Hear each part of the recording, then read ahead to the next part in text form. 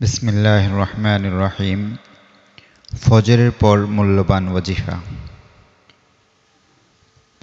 উম্মুল মুমিনিন হযরত জুওয়াইরিয়া রাদিয়াল্লাহু তাআলা আনহা বর্ণনা করেন, একদিন আল্লাহর নবী সাল্লাল্লাহু আলাইহি ওয়াসাল্লাম ফজরের সময় আমার ঘর থেকে বের হয়ে গেলেন।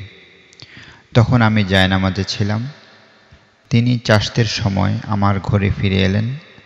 তখনও আমি জায়নামাজে ছিলাম। তিনি আমাকে জিজ্ঞাসা করলেন, জুওয়াইরিয়া, আমি যাওয়ার পর থেকে এ পর্যন্ত এভাবেই ওজিফা আদায়ে মশগুল ছিলে?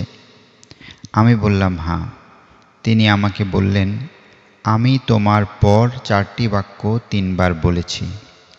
যদি এগুলোকে ওজন করা হয় তবে তোমার কৃত সমস্ত ওজিফার চেয়ে এগুলোই বেশি ভারী হবে। সহিহ মুসলিম হাদিস নাম্বার 2726। ওজিফাটি হচ্ছে সুবহানাল্লাহি ওয়া বিহামদিহি আদাদা খালকিহি ওয়া রিদা নাফসিহি ওয়া জিনাতা আরশিহি ওয়া মিদাদা কালিমাতিহি। সুবহানাল্লাহি ওয়া বিহামদিহি আদাদা খালকিহি ওয়া রিদা নাফসিহি ওয়া জিনাতা আরশিহি ওয়া মিদাদা কালিমাতিহি। সুবহানাল্লাহি ওয়া বিহামদিহি আদাদা খালকিহি ওয়া রিদা নাফসিহি ওয়া জিনাতা আরশিহি ওয়া মিদাদা কালিমাতিহি।